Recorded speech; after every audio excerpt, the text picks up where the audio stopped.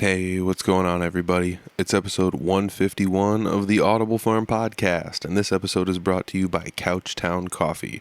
Couchtown Coffee is roasted right here in Iowa, and they'll roast coffee specifically for you and ship it to you. That means coffee made to order, roasted in small batches, shipped directly to you. All you got to do is grind it up and have some of the best coffee you've ever had. That's my opinion, and hopefully it'll be yours too. If you want to try it out, go to couchtowncoffee.com and make an order. And when you do, enter the code word Audible Farm. Just say, hey, Audible Farm sent me here. Boom, you get 20% off. CouchtownCoffee.com. Thanks, Couchtown. This episode, I'm sitting down with Cole Smothers. I met Cole at a jam night, and he's a drummer, but he also has a few tricks up his sleeve. He likes to sing and play guitar every now and then. And, he says he's kind of just like a campfire, like hobbyist, but, don't let him fool you. He's good at it too, so he said he just sits down and learns some songs that he wants to learn, but, I bet with a little bit of trying, he could probably be pretty darn good as a singer-songwriter type person if he really wanted to be. But he spends a lot of his time drumming, and he's a fantastic drummer. I remember the first time that he drummed with Jesse Wilson and myself. It was just like, man, where have you been this whole time? We should have had you doing this with us, more often. So if there's a full band Jesse Wilson show, he's with us, and he's the drummer that's usually there, unless he's playing with somebody else, because he does play with Elias Nets. So hats off to those guys doing all that work out there as well. I mean, the scene up here is getting real busy, and the busier it gets, the more musicians hop in and help out. So I'm going to sit down and keep talking with them. And, this is one of those guys I just kind of met at a jam night and started playing music with him. And he's just a fun guy all around. I like having him around. So check out this episode. I really like it. I hope you guys like it too. It's episode 151 with Cole Smothers. It's the Audible Farm Podcast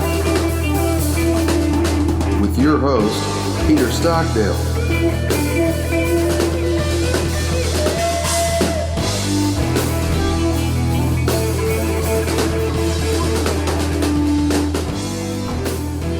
So, today I'm sitting down with Cole Smothers. Cole, I met you at a jam night in Barnum, which is a common topic of conversation on this podcast. I spent a lot of time there, and you frequent the place as well. Yeah, I try and get there as much as possible. Yeah. I think the first time I saw you there, you were actually singing and playing guitar, but you would consider yourself primarily a drummer? Yeah, primarily, for sure. I play a little guitar. I'm not very good. Mostly acoustic. I sing because I have a voice. Yes. But I'm not any good. I would tend to disagree. Thank you. Yeah. Let me put it this way. If it came down to like the nuts and bolts of it and someone's just like, Cole or Peter, one of you has to sing, I would just be like, Cole, 1,000 times over. No, I don't know. I'm a firm believer in if you're given a voice, just use it, You only get one, so. True. Man, I don't know. I was talking with somebody about this the other day. I actually went to a karaoke last night. This karaoke band called Party Party. Okay. They have 200 songs or something like that, and you just choose one off the list, and they'll play it for you, and you can sing along with the live band. Yeah. Pretty cool. Yeah. But the people I was with was like, you got to get up there and sing. And I was like, the only way I can sing is if I have somebody else next to me also singing. So I have to be able to match a pitch. Yeah, right. Or on the off chance I want to try a harmony. That's the only way I can do it. Yeah, but or singing with music going on where you actually hear the vocals. It's so much easier, and you have a lot more confidence to do it. Yes, thank you. Thank you for... And then once the vocals are gone, you're like, oh my God, this is what I actually sound like? Yeah. Oh, no. Yeah, that's pretty much how I go. So, that's why I, ended up going the blues route, because it was blues is easy to sing. Sure. Those guys, none of them can even sing, Mm-hmm. I mean, that's a lie, but it's a very unique style of singing that doesn't necessarily involve, doing too much Christina Aguilera type stuff or whatever you actually have to use. It's melodic talking. Yeah. It's kind of like rapping, but not quite, Sure. So, did you start singing in school, or have you always sang, or? No, not really. Just, after I picked up a guitar, it took me, however long to learn a few basic chords, and I guess when I first did, my goal was I just want to be able to play one song start to finish, and just in case I went anywhere and there was a guitar sitting there, I'm like, oh, I can play that. Mm-hmm. And I guess I learned enough to where I would look up a song that I wanted to learn, and I'd just learn that and be able to play it. But it actually took me a little while to be able to sing and play guitar at the same time. You know, I would like have to start tapping my foot and just like, where do I come in? Or I'd come in at the wrong spot. I'm like, God damn it. Yeah. So what song was the first song you chose then to try to learn? It's Oasis, Wonderwall. No. I still don't know how to play Wonderwall to this day. By choice. I pat my back on that one. Based on principle alone. Sure, yeah. I don't be that guy. But I think it was Good Riddance by Green Day, mainly because I was playing a lot of guitar with my buddy Jordan Reuter at the time, and he learned that song, and I was like, man, that's a kick-ass song. And I learned it too, you know, and I don't know. So he kind of like taught me a lot when I first started. We're hanging out a bunch. So, yeah, I mean, a lot of songs that I heard him play, I would just like, dude, I'm stealing that, you know? Yep. I'd play it for myself, you know? Yeah. Yeah, I don't know.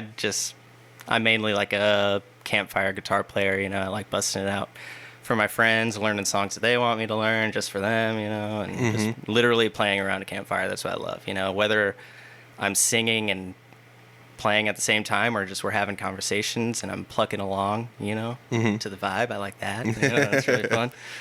I don't know. I just like a weird side note, like Good Riddance was actually our class song when I graduated. Oh, really? But they were sure to title it Time of Your Life. Sure. Like a million times. Like that everything. In parentheses. Yeah. And they never called it Good Riddance ever once. Right, and I was just like, doesn't it seem a little oddly fitting that our class was kind of junky and we got Good Riddance as our class song, but it's funny. It's kind of like negative connotation, though. Yeah, definitely. I also feel like it's great to have somebody to kind of buddy up with when you're playing guitar, because that's kind of what I did. Like Dan Blair would come over here and we'd play a lot of guitar and bounce ideas off each other, and it's like you can learn so much by yourself sitting alone, but if you have somebody else that's just like, hey, I learned this thing, and then they just show it to you, and wham, you doubled your knowledge like instantaneously. And it's honestly, for me, like I've, you know, had another buddy who had played guitar with all the time. We just hang out all the time, play guitar together. And it is so hard to actually teach somebody that, you know, or like what you know, and try and put it in perspective, or tell them, hey, this is what you need to do with your fingers to make this chord, blah, blah, blah. And that's really tough. But it's a lot easier, I think, to be taught that from somebody rather than kind of doing it yourself, you know? I guess like with anything, any instrument that I've ever played, it's been mainly like self-taught, you know? Drums, going way back to just like not knowing anything. And then I was in band for a few years. But other than that, like full kit, just kind of like listening to music and trying to, you know, match their beats. And, you know, so I kind of learned the same way with guitar, just kind of by myself, watching YouTube videos, you know, trying to get strumming patterns down from the songs that I hear. I don't know. It's weird. It's different to learn it by yourself then being taught it from somebody else. I don't know. It's Dude, weird. It's really tough to actually find YouTube videos that click with you as well. Not necessarily you, but like that's what I've found, where it's like I'll watch a YouTube video and it's like, this one's not in depth enough. The guy's just like, well, this is a G note and this is where you want to put your middle finger. And then it's just like, okay, come on, let's go. Yeah, right, exactly. I'm fast forwarding it until, you know, it's like. Yeah, but then like you get to some, they're just like, well, these are the Phrygian augmented fourth chords that and I'm like, holy cow, this is a little bit too in depth. Can I get right in between that? You know, I need the sweet spot. I need a textbook and a notebook, and I need to like write this stuff down and map it out to figure out what's going on, you know. And I took a music theory class when I was in high school. I did too, yeah. Like a quote-unquote college-level class, but it was still just like, this isn't enough, you know? I wish I took more of that, but at the same time, when it came time to actually go to college, it was like, do you want to take some music theory classes? And I was just like, I don't know. You know. I took a music theory college course too, just because I had to take one, and I was like, oh, this is something I'm interested in. It was not at all what I thought it was going to be, you know. I was like, it just wasn't personalized for me enough. I really wanted to learn about like, I don't know, from the 40s or 50s music and up, and we started way back to when like the first instrument was made ever. Yep. I don't care about that, you know. I mean, it's interesting, but it's like that's just way too much, you know. Yeah. So like I put that class off until like the last 2 weeks it was due and just hammered it out. Got like a C minus, and I was like, all right, I know I don't want to do that ever again, you know? Yeah. I don't know. I took a class like that too. It was like called like the Introduction to Music History or something. Yeah. I swear to God, we took the same class. Yeah, we probably did. But it was just like, this is Mozart. And it's like, well, Right. this isn't quite what I was hoping Yeah. for. Like, you know, it would be like, which one of these pictures is a tuba? You know, and it's like, it was funny because I was in classes with people that were just like, how do you know this stuff? And it's like, Yeah. I guess this seems easy to me, but I was also in band, like growing up through high school and stuff. So Yeah. I know the difference between a trombone and a saxophone. Right. You know, but to somebody that doesn't know, they wouldn't know. Plus, like, I don't know, I'm sure you went to a community college just like I did. I'm assuming, I guess. Maybe you didn't. I didn't. You didn't? No, I was done with school right out of high school. Really? Yeah. Dang. Didn't go to college. I never wanted to, though. Like, I don't know. I was the only one in my class that, like, during commencement or whatever, like, everyone had a certain college they were going to, and by my name was undecided. Oh, dang. Yeah. Which, like, is wrong because I decided that I wasn't going to college, you know? But they just kind of, like, I don't know, sweetened it up for me, Yeah. I guess. You know, like, oh, he doesn't want to know what he wants to do right now. We'll just put undecided by it. But Undecided looks better than, like, laborer. right, you yeah. know? Entering the workforce. Yeah, I don't blame you though too. Like when I graduated high school, I was like, I don't know what I want to do. So I went to college for a semester and just kind of wasted time and money. Sure. And I was just like, well, I should have just not done any of this. And then I went back later, and you know when I knew what I wanted to do. So yeah, I guess there's like two ways to do it. You know, 6 of one, half a dozen of the other. I'm not holding anyone against any choices they've made as far as that because I've kind of like lived both sides of it. Right. But like, what did you start first? Did you start drums first? I'm just gonna guess, but like, did you start drums first, or did you start playing the guitar first, or singing, or? I started drumming, I don't know, early as a kid. I was going to say my parents bought me my first drum set when I was like 10 or something for Christmas, bless their hearts. Because all I did was just bang and bang and bang on it, you know. It was super loud. I bet it was super annoying, and I also like didn't know what I was doing. Yep. But my dad actually made me this cool like bucket drum set, sorta. You know, he like screwed together these bigger to smaller buckets and lined them up in front of me, and then gave me like a rope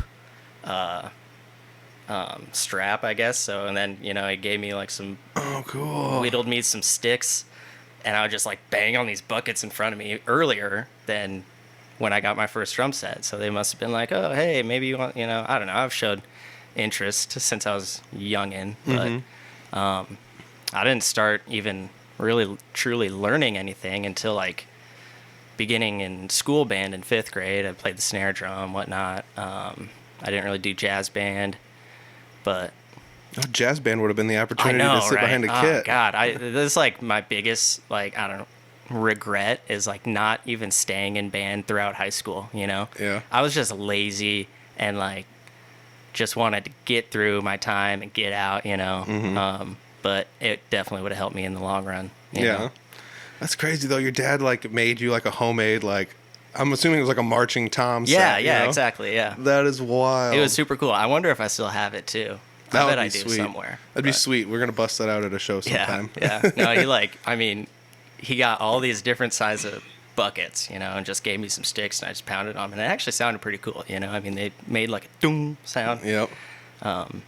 God, that's nuts. Yeah. That's almost Hey, like street performer Exactly, level that's what I stuff, was gonna you say. know? Yeah. That's really neat. So I guess you've always shown interest in the drums, and like you said, bless your parents' heart. Cause Exactly. Yeah. I would venture to say, like, if somebody's playing an instrument poorly, the drums might be one of the least pleasant to listen to. For sure. Like, No doubt. No doubt. there might be a couple other ones, like, bless anyone's soul who ever had kids that like tried to play like the trumpet or something like Yeah, that, you know, yeah. because it's just like that's another one that doesn't sound good, you know? Especially like when you just begin and you're not good at it yet, you Yeah. know, and just imagine squealing through the whole house, you know, or Yeah. something. That'd just be nuts. Yeah, I always felt bad coming home and playing the trumpet here because it was just like nobody wants to listen to this, you know. So I never practiced the trumpet when I Yeah. was growing up until, I don't know, about like high school somewhere. Then I tried kind of hard, and then I realized there were so many people that were so much better than me because they actually practiced from like 5th grade to 8th Sure. grade, and I was Yeah. like, well, I'll just give up on this. So I just sat like way in the back in the last chair pretty much, and it was kind of unfortunate. I spent a lot of time playing a lot of guitar in high school, Yeah. but Yeah, I don't know. I wished I would have paid more attention and tried harder for sure too. When it comes down to like band in school, I think it probably would have helped me out a lot nowadays. But when did you get your first kit? I don't know, I want to say like 10 years old, 12 years old. And that's also a mind blower. Usually, Yeah. like parents would be like, a drum set, that's like $500. Right, no, Like, it was a teeny tiny, beginner set with just like trash can cymbals. I don't know how to explain it, but Yeah. I don't know how much they paid for it. I couldn't even speculate. But when I first got it, I didn't even set it up correctly. Like, drummers have the snare in between their legs, and then hi-hat on one side, bass drum on the other side. I set the snare like way over here, and then I just basically be like, "Doodle-doodle-doodle-doodle-doo. All right, I'm done. And just like I didn't know what the hell I was doing. Doing Yeah. fills. I totally get what you're saying about like the trash can lid cymbals. Yeah, Yeah, they That's sound it. junko. Right. I bought a drum set from a guy. It was like his kid's drum set, and he moved away to college, and that was like where I bought my drum set. And it has like 3 really good cymbals and 2 like absolute garbage. Yeah. Like you can buy them in a pack for like 4 cymbals for like $150, Right, and it's right. like Have I don't no know. sustain, like nothing. Just, It's and just then they super- dent after the first hit. And Yeah. It's like, that makes it worse. very abrasive sounding. Yeah. And like Yeah. the worst part is like one of the super cheap cymbals is like one of the China crashes. Oh, yeah. And so like I've always made the joke like a bad China crash sounds just like it's like the worst cymbal sound you could ever imagine, Right. But yeah, I mean, I guess like running into you at jam nights, the first time I saw you, you were singing, playing guitar. So I like, was just like, oh, this guy plays guitar or whatever. guitar player, yeah, that's pretty nice. We could use more drummers in here. Then like once he sat behind the drums, I was like, that guy's really good at the drums. Oh, like, yeah, he's actually a drummer. yeah, like it's clear that you're a drummer. Yeah. But I find a lot of people that were like once drummers translate that into eventually learning the guitar. I think some of it comes down to like you've already got the rhythm and things like that figured out. You know where to put the certain things. So it's like Sure. all I got to do is just put my fingers in a position and strum some strings, and now I'm a guitar player. Like there's a lot of people like that. Yeah, there's different ideas that, you can take from drumming or take from guitar playing, putting them towards guitar playing or drumming, It's kind of cool. Like, you see a lot of like solo guitar players play the drums on their guitar, they bouncing around, doing stuff like that. That's what I always tried to do too. I started off like playing guitar, like, I don't know, I'd play like a Sublime song, like reggae or something. I'd just basically like be, hand flailing around, and I would take like, I'd be hitting the guitar in weird spots on the strings and just bouncing it off. You could make like a bass sound, a snare sound, on it. It's kind of what I like doing, but I mean, I'll just do that on the side, like, not up on the jam night or whatever, not up on stage. Because I'm not that good, and it's kind of silly to do. But at home, and when I wake up, have my cup of coffee, and just pluck around with the guitar every now and then. I'm just like, oh, what can I do with this? And Yeah. I don't know. It's crazy. I'm still having my cup of coffee here, Couchtown, baby. Hell yeah. But yeah, I definitely get what you're saying though, where like some of the certain rhythms that you would, or like the accents that you would put on certain things drumming definitely translate well to the guitar. It's always something to think about, Yeah. it goes, but- I guess I never thought too much about having it go backwards from the guitar to the drums.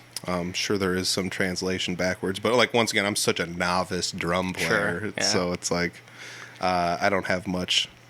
I guess like, I don't know. I'm kind of like a call and response drummer, and I feel like that goes more for guitar players, like rhythm guitar, the singer says something and you do your lick in between verses or in between choruses, that's Yep. kind of what I take to drumming, I like to do just little tiny things, hitting the bell on the cymbal, just doing little tiny little fills in between like lines to a verse. It's kind of like, I don't know. I kind of listen to the words, and if I'm like, "Hey, I agree with that," I go like a ba-dum, ting, I don't know. It's weird. I actually really enjoy that style. I would say that's like a lot of what my style is, like a lead guitarist is. I do too.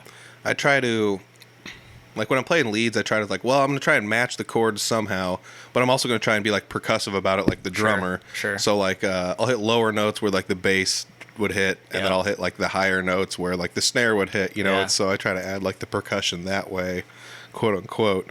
But also, like you said, like if I'm doing leads, that's in between whatever the singer's doing, you know. Right. So I don't know why I always preferred the call and response system, but it seems like I like it too. it seems like such an easy system, and I think that maybe that's why like you and I kind of playing with Jesse, you know, kind of mesh pretty well as far as like a drummer and lead guitarist duo. But when I was growing up, I was in a punk band, and our drummer was easily the best member of our band, so that was something I would always just sit down with him and play with him, even if there wasn't a bassist or another guitarist or a singer around. So I eventually like started getting really good at being like, oh, this is where the drummer's probably going to do something like this, so I'll try and match it or whatever. Or when you get to a fill spot, it's like, I bet they use triplets in this, so I'm gonna pull off some triplets and see if it lines up or whatever, you know. Cool. That was something that like at a jam night, I remember Scott Kirkhart saying once, it was just like, dude, every one of our fills in between stuff just seemed to match really well for some reason. And I think that some of that just comes back to me playing a lot with a drummer growing up, you know. So I bet there's a lot of that also translates well to you actually like going to play guitar, you know, as opposed to just using quarter notes and up, down the whole time, you know, where not trying to crap on rhythm guitarists, but it seems like that's where everyone starts, you know, and it's tough to bust out of that. Like you said, learning the different strumming patterns, that was something that I never really spent too much time learning because... Me neither. Yeah, I never did. I don't know why. It just seemed to translate really well when someone's just like, what's the strumming pattern for this? I'm like, I don't know. I'm just playing what I think sounds right, you know, and it just kind of works okay, I guess. And all I need is like, you know, the song that I hear in my head, the chords, and then I'll just feel the strumming pattern, you know. I never look at that stuff, and I never really did. And honestly, like thinking about it, they're probably all the same strumming pattern. You know, I probably play the same strumming pattern for every song. Maybe like 2 or 3 others. But, you know, I just never wanted to like perfect that, you know, because I don't know, you could hit all 6 strings or whatever. You could hit 2 or just 1. And just kind of like, I don't know, let your wrists kind of move with the music. You know? It's kind of what I go about, but... That makes me think of something. I saw a pedal somebody had once. I think it's called an S drum. I don't know if it's pronounced like strum. Oh, yeah. But it's like a pedal you can put your guitar into, and then instead of guitar noises coming out of... Really? It's drum sounds. That's kind of wild. So you can have like, there's like a snare sound that'll come out if you hit certain notes or a bass or whatever. And so like I've tinkered with one of those once, like a few years ago, and I always wanted to buy one, but I never ended up like getting one, because like for a while I was just like, I gotta get all the gear and try it all out, and that was like my thing. And eventually it was just like, all right, let's actually practice the guitar, you know, instead of... I was just looking at a Sweetwater magazine the other day, and I was like reading all these pedals, you know, and I have no idea how anyone could just be like, you know, buy a pedal out of a magazine or something without being able to hear it, like, or, you know, I mean, obviously it describes what kind of sounds it makes, but also how accurate can that be of somebody just describing a sound that this certain pedal makes, you know, and then dropping a couple $100 on it just for like a what if, you know? It's a little weird. I mean, probably like, you know, look up videos to other people playing it and just be like, okay, that's kind of what I'm looking for, and that's true, know, buy it. But you gotta hope they're like recording it correctly, or it's not just like a phone in the corner of the room or something, or they have it mixed properly or whatever, you know. But I do get what you're saying though, like, but I think once you start like a building block with some of those pedals, like, oh, this is a tube screamer, it's an overdrive pedal. It's okay, well, and like, what's this one? Well, it's an overdrive pedal that's kind of like the tube screamer, but it does this, you know. And you're like, okay, so it's similar to this, but it changes in this aspect or whatever. But I totally also get what you're saying, where like some people might call something bright guitar, but somebody might say that brightness is actually brittle sounding, you know, it's too bright, you know. So everyone has their own different opinions on all those pedals and things like that. But I went through that phase, and I mean, like, at one point in time, I had like 30 or 40 pedals, and it was just like, all right, I don't need all these pedals. I would do the same thing. I mean, if I got into it, I would just like go hog wild on these pedals, because I think they're so cool. And I love looking at people's pedal boards too, you know. I mean, you got a nice one. Buddy Etheridge that I play with in Elias Nett's band, he's got a really cool one. I don't know, I just love looking at that shit. Yeah, well, I think one of the Nets has recently redid like Ron Lee King's pedal board. Yeah, that's probably like, Reg. Yeah, and Ron Lee's looks like really cool now. So, I was always like super into pedal boards and was like, I gotta get a big one or whatever. And then for a while I went digital, so I had like just one of those like banks with just like a bunch of buttons on it, and it's like, well, this is the whatever sound, and that's the whatever sound, and Yeah. But then I went back to pedals because digital just wasn't my thing or whatever. But Sure. now we're starting to get into like weird gear talk or whatever. Yeah. But what was the first band you joined then? Let me ask you that. Okay, And were you a drummer or what did you do in the band? So when I was right out of high school, or just nearing the end of my senior year, I joined this band in Manson that Jordan Reuter and Elias Nets kind of started. I suppose they were thinking about doing something. They got together, and at this point, we were jamming a lot anyway, just like kind of garage band style in my basement or something, And this is kind of where like my interest in actually joining a band, playing live music started, I suppose. So they asked me to drum, and we just practiced a whole lot, and then we got our buddy Michael Bradley in, who was mainly like a guitar player at the time. Me and him would jam a lot. We got him in on bass, and basically like Jordan and Eli kind of showed him some stuff so he could groove along with us, and that was kind of like how that started. Mm-hmm. And so we did like a whole summer of a bunch of shows kind of around here, around Manson. And it was like the day before our first show, I guess. We played at Greater Crater Days in Manson. Cool. They did, kind of like a whole day full of local music, local acts, and you just kind of got up there and had a short little session and then got off and watched somebody else, But Mm-hmm. I was just talking with Eli about this the other day. Like, I think everyone in this band has a different story of like how we came up with this name, which is called Undertone, by the way. I didn't say that yet. Yes. But how I remember it, which apparently everyone's different. Everyone remembers the story differently. Yeah. But how I remember it, I'm pretty sure I'm right. But so it's the day before we were playing our first show at Greater Crater Days. We were doing a little practice session at Eli's parents' house in Manson.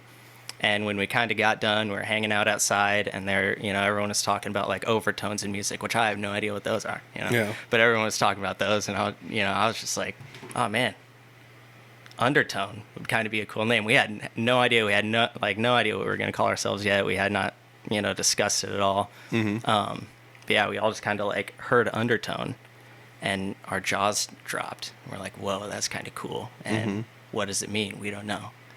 But that's what we went by the next day, and then that whole summer. But yeah, I mainly played drums in that.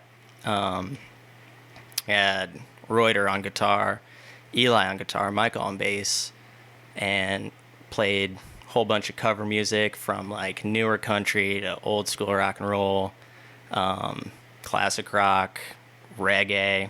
I don't know. We just did like every song that we all wanted to do, we did, and we had a good ass time doing it. Yeah. It was a great summer, honestly. Like, I feel like that's the best for a band is like, don't pigeonhole yourself too much. Sure. Just play what you want to play Yeah. and kind of go with it. I think that was like, the whole idea behind that is just like we were a group of friends, we all played music together on a daily basis.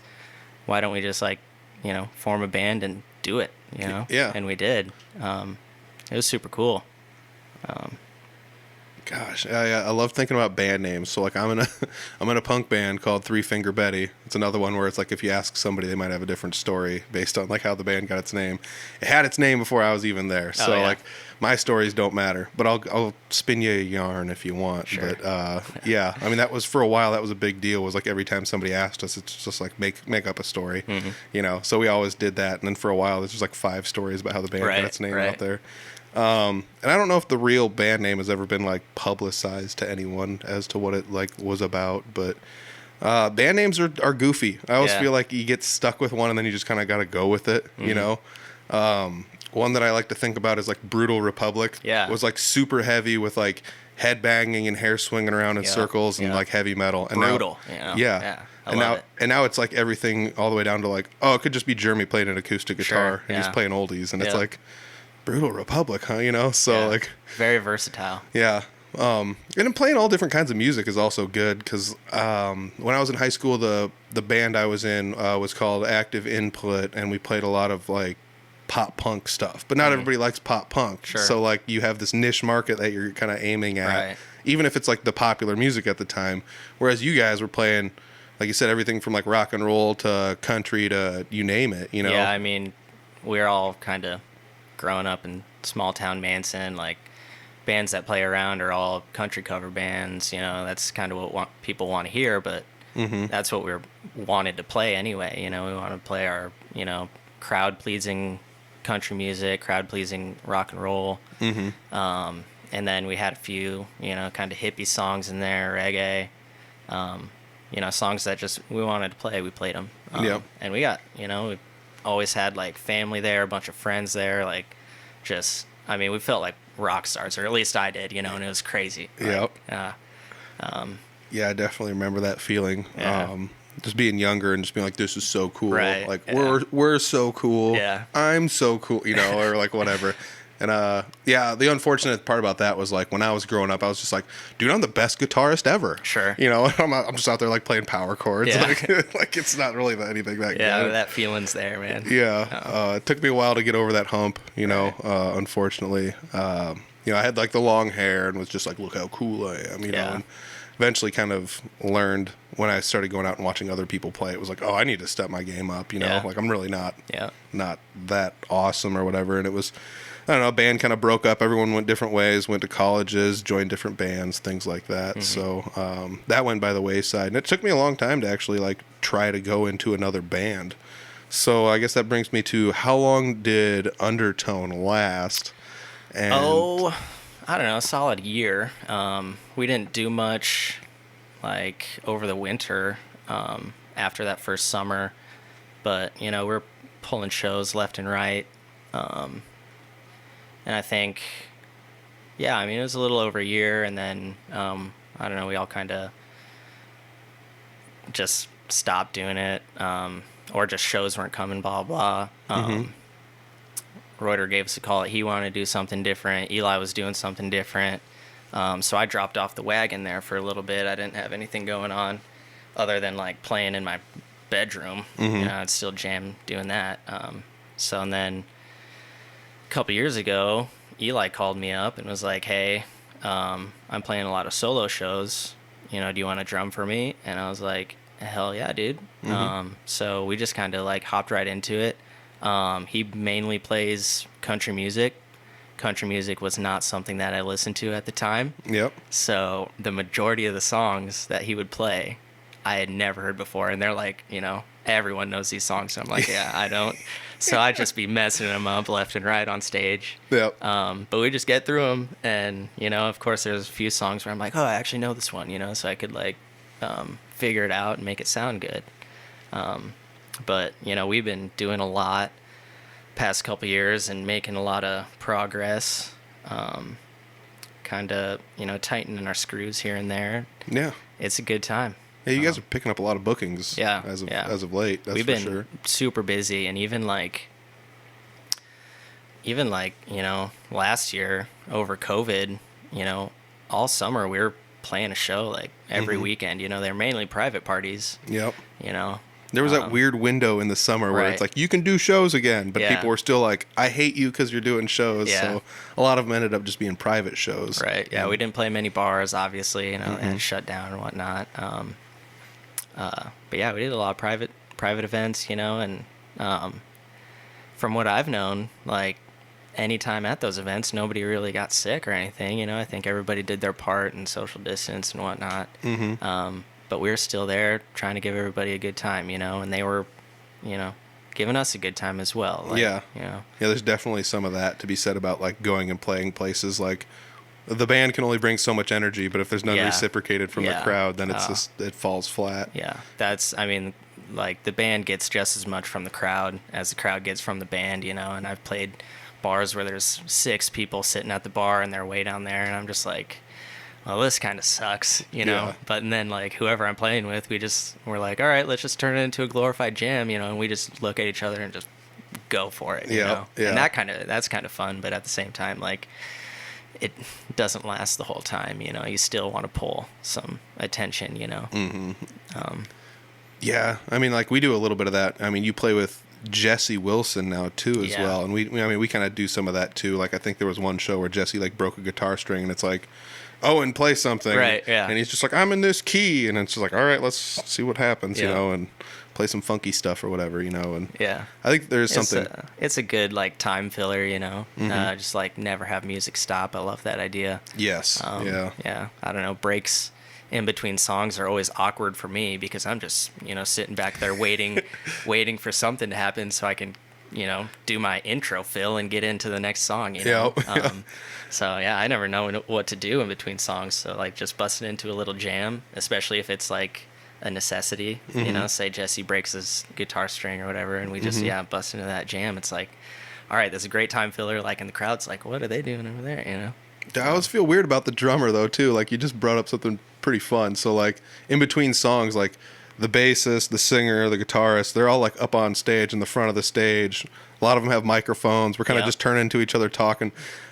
And it's not like I don't ever talk to the drummer, but almost nobody just turns around and just like, hey, how you doing, man? Yeah. Like nobody ever just sits there. And so the drummer's always just sitting there like sticks in hand, like, what are we doing? Yeah. Like just waiting for it. Yeah. It's interesting. And I do like see, I don't know. For me, it's funny. Just sitting there and, watching everybody talk, and I'm sitting there like, let's go. Yeah. I don't know. There's some comedy there somewhere. I don't Yeah. know, for me at least. Yeah. But yeah, I don't know. There's times where everybody turns around and they're like, yeah, we're rocking this. We share a little bit. I'm never just like back there alone. I never feel. Yeah. But yeah, I mean, yeah, and it's like I don't drummers don't get the attention either, Like, No. I mean, there's times you play on a stage and there's a bunch of people up there in front, and I'm just watching people like awe over the singer and the guitar player and even the bass player, which the whole internet says nobody cares about the bass player, but I see that people do that, Yeah, honestly, nobody cares about the drummer. No, I'm just kidding. No, I believe it. No, it is true though. You're way in the back of the stage. I mean, that's not like way in the back, but it to be accessed from like right up front. It's like, well, these three people are here. Then there's that one guy back there, but I can't like walk through the whole stage and be like, drummer, good job. It's not really.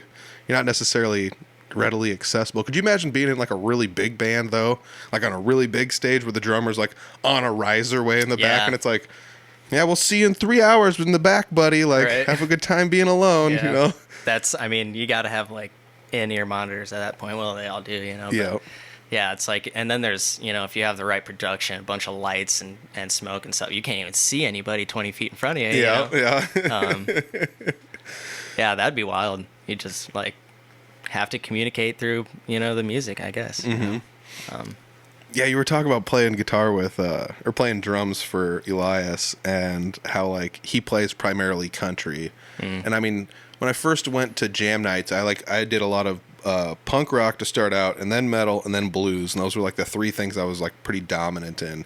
But you'd go to like these jam nights, and it's a lot of singer-songwriter stuff and folk stuff and country stuff, and it's like, I don't know any of these songs, And I played well enough where Jesse was like, hey, you want to come play a couple shows with me? And it's like, yeah, sure. And I mean, he just turned to me like, we're gonna play this George Strait song. It's like, who?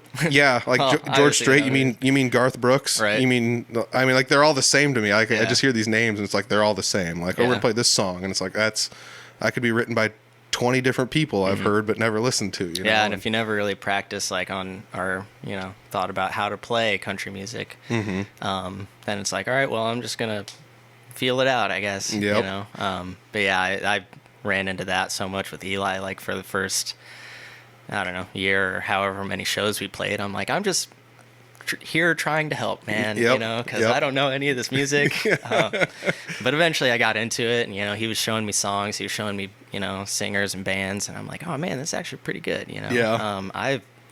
I've listened to more country music this summer than I think I ever have in my life, just being introduced to actually like good country, Yeah, I will definitely have to say that as well. Like there was a long time there where it's like, I don't know any of these bands, I don't know any of these songs. Then before you know it, you're like, oh, I actually know these songs or whatever. And sometimes I would like, I'm going to go look this song up to see how it's actually supposed to sound as opposed to how I'm playing it. Right. And sometimes that's a good or bad thing, because I'll like listen to the song and be like, I need to do it more like this so it fits whatever's going on in like the studio version or Yeah, whatever. yeah. But also like if you don't know the song, but you're like well versed enough in music, it's like, well, the way we're playing it's actually pretty cool Yeah, though. right. So It's different. I like that. You know? You know, there's obviously a huge amount of respect for like, you know, bands that didn't write the song or didn't record the song and can come out and play it seamlessly, you know, just like the band that did. I love it. I have, you know, a bunch of respect for it, but at the same time, it's like, I want to hear your guys's like musical interpretation of those songs, you know, and I want to hear like your band play it, you know. If I wanted to hear the record version, I'd listen to the record, you know. But, no, obviously, like I said, I have a huge amount of respect, like just because obviously it takes a lot of talent to do that. You know, and a lot of time and energy, you know, and work, like looking up tabs or whatever, you know, and I don't know. Or like listening to something like, well, let's rewind it 5 seconds to Right. figure out what notes those were or whatever, you know, like It's something that nobody sees, you know. They just see you play it on stage and they're like, wow, that guy just must be really good. But it's like, oh, the reason he's good is because he put all this time into it, you know. He practiced 8 hours this Right, week, you know, like it's not just like. And you don't get paid for that, you know. No, oh my gosh. Why do musicians get paid so much? That's because of all the work behind the Right, scenes. yeah. Oh, did you not know we drove 2 hours to be here? Like, and had to set up 2 hours ahead of time. You know, like there's a lot and of then that play stuff. for that 3-4 hours, whatever, you know. Yep. But, you know, there's a lot more time than everyone sees. There honestly is. I mean, that was something when I started playing with Jesse, because I played in like punk bands, but a lot of that's like there's a sound guy here, so you just show up, you drag your stuff on stage, you play, you go home. You know, half an hour, whatever. But like when you're playing in a cover band or playing with a place where you're like everything is like self-incorporated, it's like, you know, Jesse like hauls over a PA and all of his drum stuff and whatever, and it's like, well, now we got to like show up early, set this stuff up, find out where we're gonna set up, you know, organize it in a fashion that we think might fit the room best. I mean, it's making sure you're doing everything right, and then do, you know, if you want to do a little sound check to make sure like everything's good to go, you're sounding nice, you know. Yeah, it takes a lot for sure. Yeah, it honestly does. And I mean, that was something I always knew that was a thing, but I never really thought too much about it until I was just like, I'd sit down and like crunch the numbers. Like, man, I was away from my house for like 9 hours. Not to mention like all the time I had to like pack stuff up and drag it like out of a basement and like pack a car up. And then you get home and you're like, I gotta at least take some of this stuff inside because it's 95 degrees outside and I can't just leave it in my car, you know. And I mean, there's a lot of behind the scenes work that actually goes on, which is pretty wild. But I love it though. Like, I mean, it gives me a sort of like high, you know, just like packing stuff up. Organizing it in that way, like taking it out, putting like setting a hole, you know, in the corner of a bar, like making sure that looks good. I don't know. I love all of it. Like, and every place is different though too. Like you and I and Jesse played a private show, and they had like a backdrop set up for people to take pictures against. Right. But like nobody was doing it, so it's like we're gonna take this, and this is now our backdrop. Yeah. How's that sound? And that was pretty sweet. Yeah. That actually looked really good, you know. So like, there's different things you can do like that, or like let's organize the band in this corner as opposed to that corner, and like face it this way instead of that way, or whatever. And I mean, like even the smallest things, like, oh, we got one light bar, and it's like, well, that's better than no light bars, you know. So you can church things up a little bit here and there with honestly not too much money invested, which is another thing I'm starting to learn. It's like, oh, you don't have to buy a $1,000 lighting rig to look good, you know. I mean, just a used one for $100 is just as good, you know. And ironically enough, me and Vinny were talking about that the other day, or we were texting about it. I posted. my Vinny hat on? I do. You do have your Vinny hat on. That's what made me think of it. But yeah, I sent a picture of like, I think it was just Eli and I's setup, just playing him and me, and he's like, "Dude, that looks really good." And I was like, "This is our light, you know, this is our light bar, like, and then we have, you know, 2 other light bars, but you know, that's it." And you know, it a little goes a long way, I think. You know? And I'm usually, I guess with Eli, you know, he has a bunch more stuff to set up than I do. I can knock my drums out in like 10-15 minutes, which is mind-blowing. Like, I always thought drummers would take forever to set up, but no, like you're sometimes the fastest people. I love it. So, you know, he's dealing with his power and his PA and mics and all that jazz, you know. So I'm just like, oh, I'll set up the lights behind me over here, you know. And yeah, he kind of taught me his way of doing that. But whatever helps him out, and we can get done faster, get out of there faster, or whatever. And if it looks good, then hell yeah. Yeah. And you don't just play with Elias as like a duo, though, do you? There's other people that play with you as well. Yeah. We do full band stuff, Elias Net's band, with this kid Joe that Eli met through playing with in church with. Mm-hmm. He's pretty cool. He's a good guy. Hell of a bass player. I just recently met him, jamming with him, but goofy kid, love him to death. And then Etheridge Nets, Reggie plays lead guitar. That's Eli's older brother. Yep. Crazy good musician. You got to have him on here, Yeah, man. yeah. I've told him that too. I was like, hey, what do you think about getting on beats? Yeah. I've talked to a few of the Netses. It just never quite worked out. I think Yeah. like the crazy thing was the first time I contacted them, they're like, our dad's got to be the first one. And I was like, yeah. oh, I never Dude, thought that's about that. a whole family of musicians. Like, I mean, it's a generational thing too. It's crazy. You know? Yeah. Like, I mean, I guarantee you, like, all the kids' kids are going to be musicians. All the kids' kids are going to be musicians. You know, I think it's just going to be a forever thing. But yeah, we've had a few shows this summer, full band, and that's like really cool stuff. We work really hard, try and tighten up our screws, practice a lot. But also, me and Eli are busy with just like our duo kind of thing, and that's super fun. You know, it's a little more relaxed. Play music that we don't practice a whole lot and just see how it goes. So yeah, I mean, between Elias Net's band, full band things, just me and Eli, and then, Jesse Wilson Music and Friends or whatever. Yep. You know, I've been very busy this summer. Yeah. I love it, man. Yeah. This last weekend was the first weekend in July that I only had one show. Oh, wow. Otherwise it's been 2, 3, 4, All love summer. it, yeah.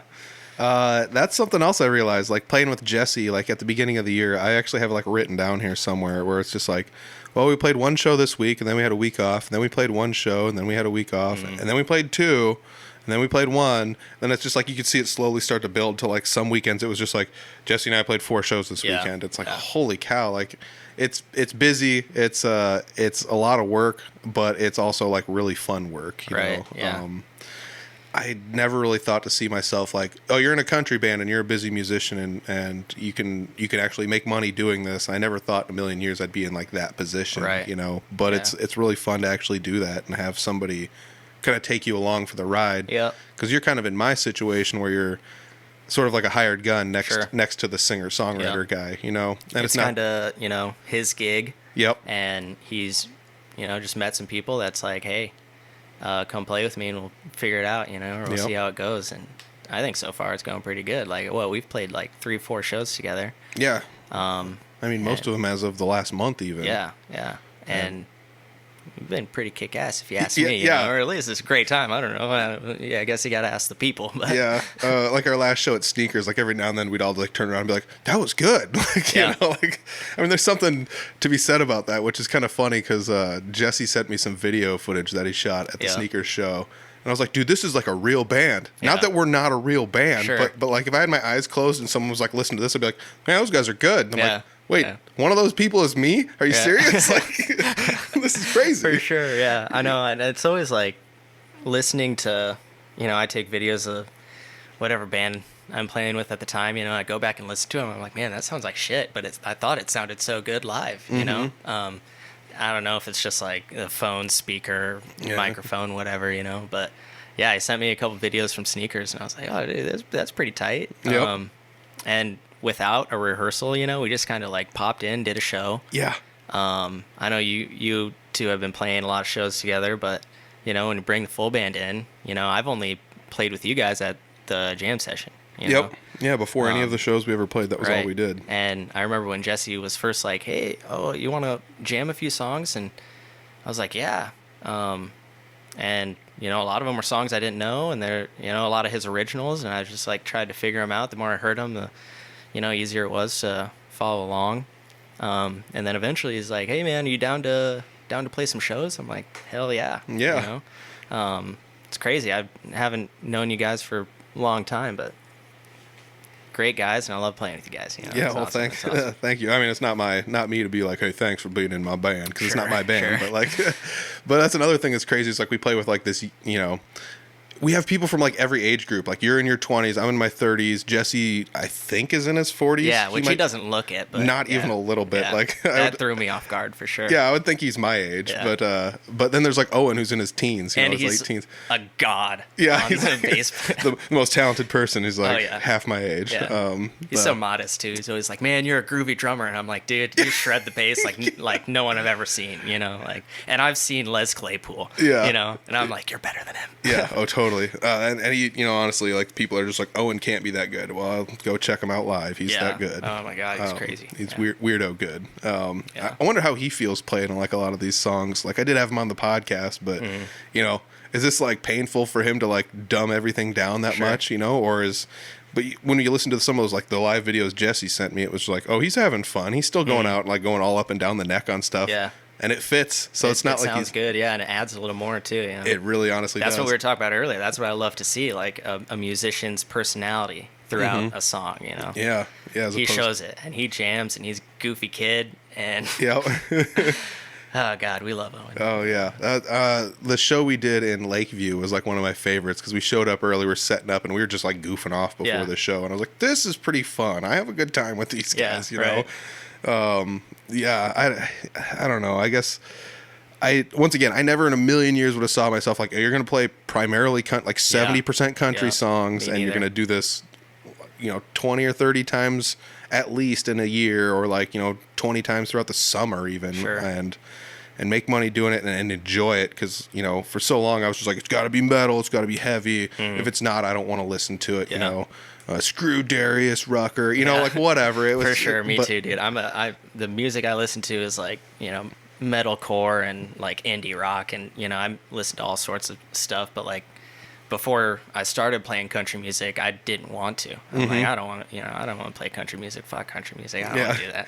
Do you feel like the challenge of playing something you don't want to play is like part of what makes it fun? It turned into something I do want to play, you know?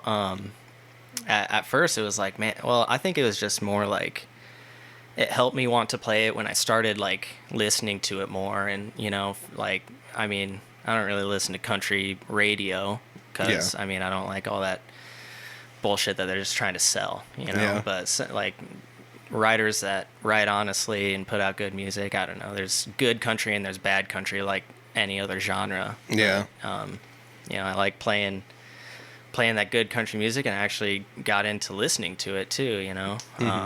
But it's me cracking my fingers. But no, I totally get what you're saying though too. Like some of the country songs, it's just like, I don't really want to hear another song about how good it feels to have like sweat on your brow after a job well done. Yeah, and a cold beer. Yeah. Sitting on a tailgate. Yeah, but the worst part about that is some of that you have to pepper a tiny bit of that in there just so people. Sure, yeah, crowd pleasers for sure. Yep, but people eat it up. They do. They honestly like really do, because it's. I mean, as dumb as it sounds, it's the majority of America, you know, like that's what they do. They work hard and blue collar. Yeah, that's what it is. It's blue collar music, you know. Yeah. And maybe that's me. I just didn't. I'm like, I'm not blue collar. And then I'm like, you know what? Actually, yeah, I am. You know, kind of fit the bill. Yeah, a little bit. I live on a farm, for Christ's sake. Right. Like yeah, small town Iowa, man. Like, you know, I'm always like, I always thought I was gonna like move to the city, and now I'm like, I'm not a big city guy. I like small town vibe, but you know, I'm also like, you know, not in a cornfield every day. Yeah. But I guess, like, I don't know, seeing people react positively to playing those type of songs kind of brings a certain love for them too, you know. I'm like, okay, I don't really want to play this song, but then seeing people love it, I'm like, oh, you know what, I like this. You know? Yeah, there's like a twofold type of thing to that, where like a running joke between me and Jesse was like, he always used to just be like, this is a Tyler Childers song, and then we get done and he'd be like, yeah, Peter Stockdale just recently became a Tyler Childers fan. And I'm like, dude, if you listen to a Tyler Childers song and you're not a Tyler Childers fan, like you did something, you didn't listen to the song. You know? Anybody who knows Tyler Childers is a huge fan. Yeah, like, exactly. And yeah, that's the music I'm talking about. That is good country music, man. Yeah, I love that guy. It's honest. It really is. And I still feel like somehow it fits the bill of like the working class person. For sure. But he doesn't ever go out there and be like, oh, let's drink some Busch Lights or whatever, you know. So He has a beautiful way of telling a story, and he's a great guitar player. I actually saw him October 2019. Me and my buddy went to Austin City Limits in Austin, Texas. What? With little to no planning. Like we just kind of bought tickets and got airplane tickets in like a month, and then we just went down there. Like, luckily he had some family in Dallas, so we kind of stayed with them for a couple days. Took a bus to Austin, and once we got off like the bus, when we got in Austin, we took an Uber to like the festival, and this was at like 1:15. Tyler Childers was set to play at 2. I booked it into this festival. I'm like, I am getting there. I'm just running through this huge crowd of people. There's 450,000 people there. I'm sprinting through them. It's like 100 degrees. I'm sweating. Took my shirt off, carrying a huge backpack, and then like finally made it to the stage. And this is pretty soon after like his last album came out. I guess not his last album, but like Country Squire, I believe it's called. Mm-hmm. Oh man, I was shitting, dude. It was awesome. Fuck. Dude, that'd be so cool. It's been a while since I've been to like a really, really big show like that. Yeah. A lot of the shows I go to now are like smaller, but I do recall like going to some shows like that where it's just like, oh, I gotta go see this. Then you show up and you're like, oh, this is a giant festival, right, like, and I gotta go from here all the way over there to hear what I want to hear, you know. And I couldn't imagine like 450,000 people. Dude, honestly, it was nuts. Hard time getting around. I mean, when the headliners were playing, because throughout the day, there's pretty open spaces, a lot of people in and out, going this way and that way, so it was easier to get around. And I'm pretty like, I don't know, in places like that, I know where I have to go, and I go there, and so I figure out like where all these stages are. There are like 7 to 9 stages there. Oh, Jesus. And I'm just like, okay, this one's this stage, that one's this stage on way over here, and I'm talking to people. They're like, hey, where's this stage? I'm like, way over there, like, you're going the wrong way. You got to turn around. So I'm pretty good at that, and I just like go there, and but yeah, it's just like once headliners started coming out, that's when you really saw that there were like almost 1 million people in there, and it's just God, like, that's nuts. Yeah, shoulder to shoulder. Like we're waiting for Cardi B. Oh, nice. Kind of. I didn't really care to see her, but it wouldn't be on my list. But no, Mumford and Sons were playing like way on the other side of the festival. Seen them?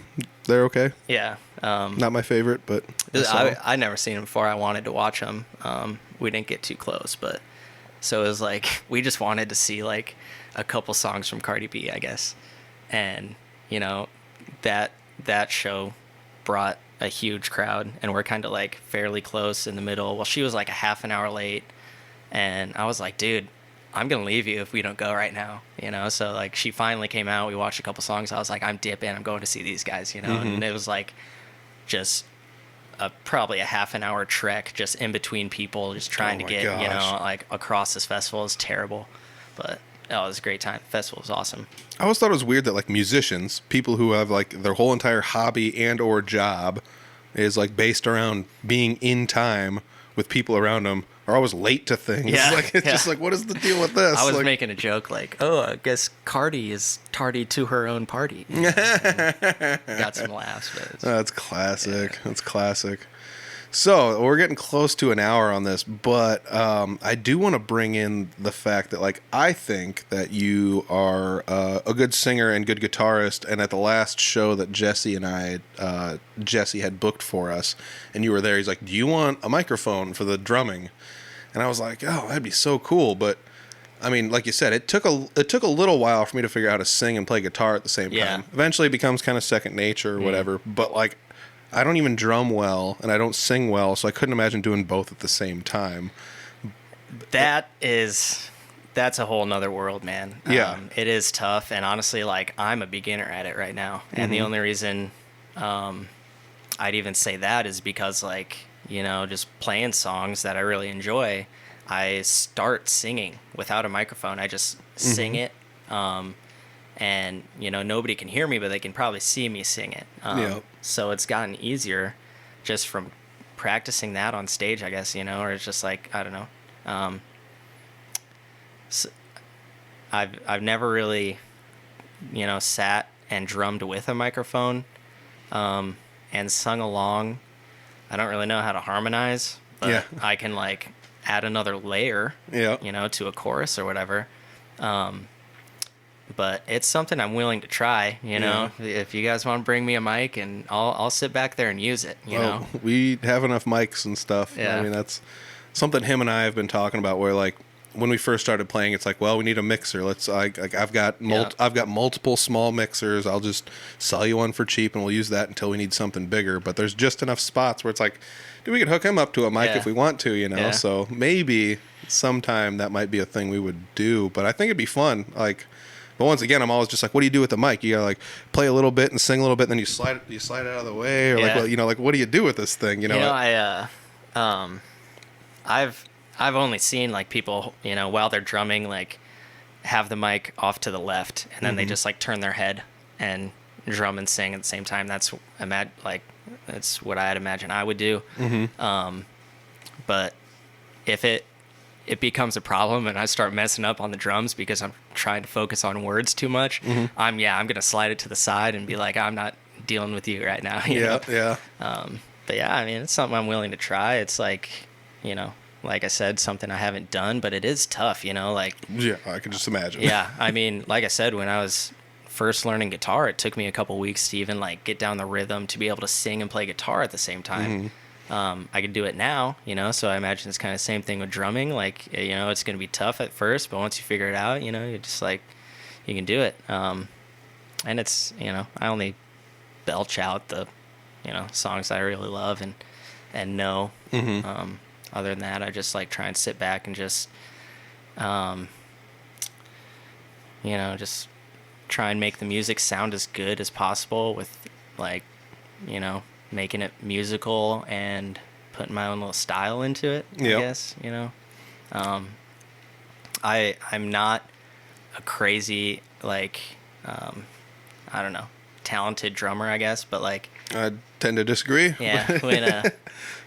When I basically like started learning like just basic rock beats, and I could, I had a little book called Funk A6, and Nice. it'd show me like trap set sheet music or whatever, and I only got so far into that book where I'm like, all right, this stuff is beyond me, I want to tap back into it because I still have it, but yeah, so basically like I just know a few basic rock beats that I've played forever, for as long as I have been playing, I guess. And I just use that and, jam along to any music using that. And then what I do want to work on, and I have been working on a little bit, is like getting more in-depth fills, because, I normally just like, verse of the song, I'm on the hi-hat, kick, and snare, Yep. And then when the chorus comes around, I just like hit the snare a couple times and go to the ride, and that's about the extent to my drumming. But, adding a few cymbals in there, adding a few like toms in there, just trying to make it musical. But I need to work on some stuff. Dude, I feel like those lead-in fills are underrated though, because like that's where me being a drummer, I know that's like my worst thing ever. Because like I can do, like you said, hi-hat, snare, kick. It's like cool. Chorus of the song, go to the ride. But I don't have like, I never sat down and practiced it, so I don't know. I just can't do it. But I can't do like any mini fills to be like, hey, this is where we're switching everybody. You know, like, and that's one of my favorite things about drummers is it's just like, oh, this guy's technically leading me as the guitarist to tell me that this is where we're going to the chorus. Yeah. And it's like that. Even though I know we're going to the chorus, it's still nice to have that reaffirmation from the person in the back. You're like I always said that like the drummer's kind of like a dog sled musher. Okay. It's like you're not really like leading, but you're leading from the back of the pack. Sure. And you're kind of telling us all what to do, whether or not we know that's what you're doing. A lot of people are like, oh, you're a drummer, like, oh, it's like a band just needs like, a bass player and a drummer, and then the rest is like, just I can't remember what this quote was. Yeah, but they're just like ancillary instruments that are added on the side. Yeah, I don't know. I saw that on Facebook. Yeah, I did too. A band is basically a drummer and a bassist with a bunch of other stuff thrown in there. Yeah, and that's funny, but I don't necessarily agree with it. And everyone's like, "Oh man, you have such an important job keeping time," and I'm like, "Oh, shit, I forgot that I'm doing that, you know, because I'm just following everybody else, you know, like if somebody comes out and, you know, they start the song with a strumming pattern, I'm going off their time. Yep. You know, the majority of the time, you know, there's very rare that I start a song and choose that tempo. But, you know, during a song, like I said, I'm just trying to make it sound as good as possible. But yeah, sometimes I forget that, you know, I have that responsibility of keeping time, because I speed up and slow down a lot. I hear. I don't catch myself doing it. Sometimes I do, but I can't tell. yeah, I've heard that when I really get into a song, I speed it up a lot, you know. Well, but I don't notice. If you're doing that, I feel like it's the breathability of the music, which Yeah. is something that also took me a while Oh, to get into, because when I really started practicing a lot, it was just like metronomes. It's got to be on time, and it's always got to be perfect.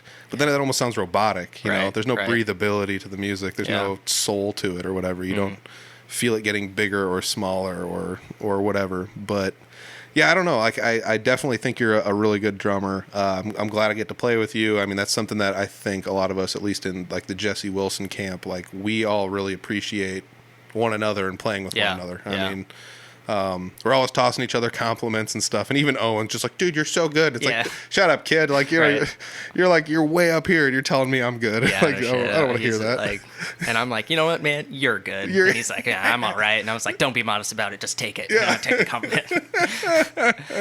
That's hilarious. He's great.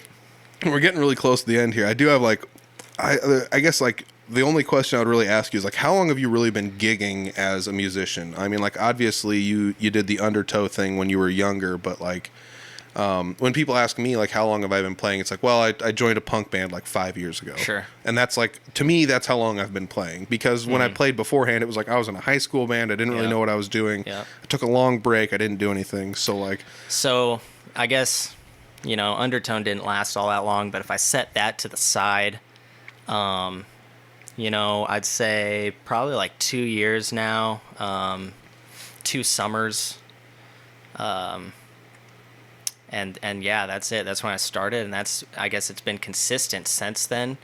Other than that, it's been like, you know, I was following around like Clint and the Blue Ribbon Ramblers for a while. And, yeah, you moonlighted with them a few times. Yeah, me and Reuter were just hanging out all the time, you know, so I would just like follow him to his gigs, take pictures. Every now and then, if there was a cone up there, you know, I'd play that for a few songs.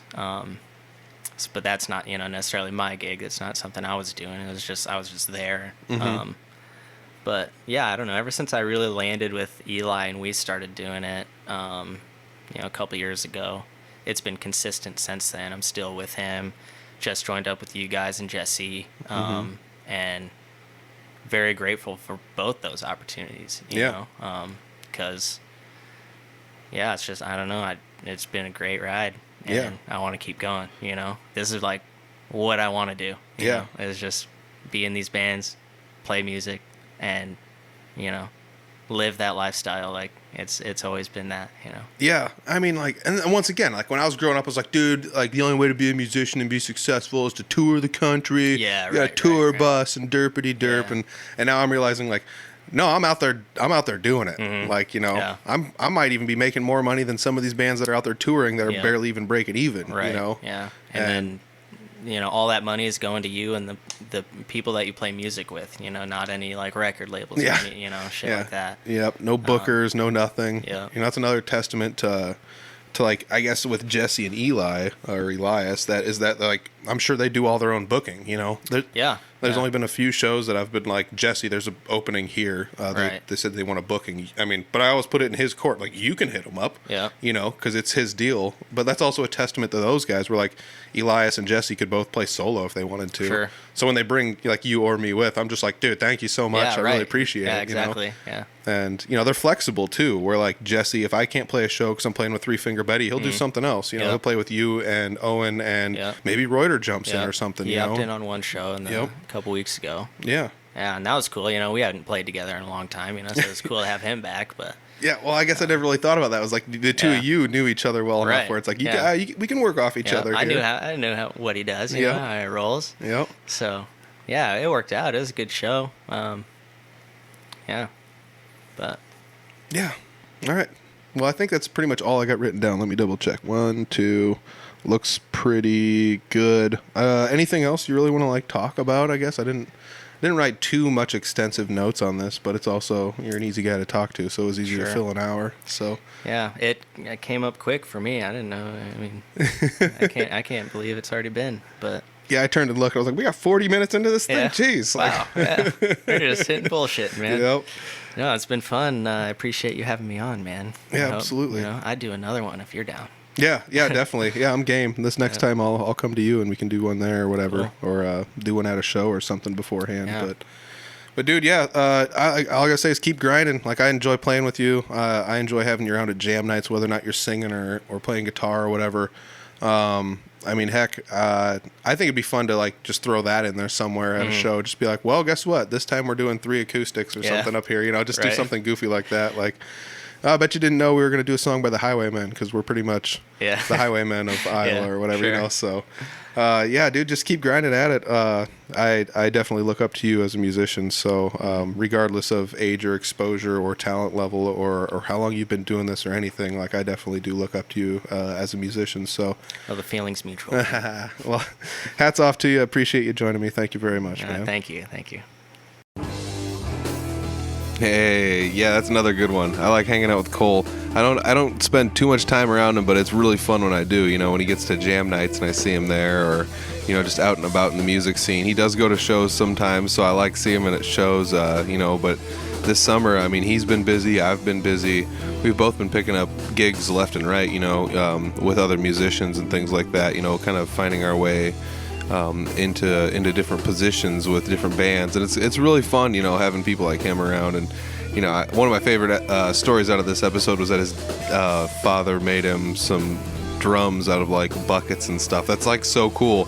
I remember my dad did the same thing for me once with like a basketball hoop, not quite music related, but still pretty cool. He made me my first basketball hoop when I was a little kid, and it was like a bucket and a piece of wood. So that's pretty cool. Those ingenious dads that do some fun stuff. Kind of made me smile and think about some of the stuff in my own childhood that I had kind of like that. So, hats off to that ingenuity doing something like that. It's really, really cool. And it kind of sparked his interest to do what he's doing now. So that is pretty neat. It's a pretty fun story. I like having stories like that kind of come up on the podcast. Every now and then one of those just kind of, nice heartwarming stories kind of just gets you. So, I don't know. That one just made me smile, and I really liked it. If you guys are looking for links for him, look down below. There's some Jesse Wilson and Elias Nets links down below. So if you're looking for some of that, that's where that's at. Definitely check him out live somewhere. Cole's a cool dude. He's a heck of a drummer. So check him out with one of those bands. 2 different styles of music, even though they're kind of similar. But it's one of my favorite things about the music scene out in this northern Iowa area. You get a lot of bands that are like somewhat kind of similar but different enough where you're going to get a totally different feel going to a different show. So it really doesn't matter. Like, all of us in our peer groups kind of hang out with each other.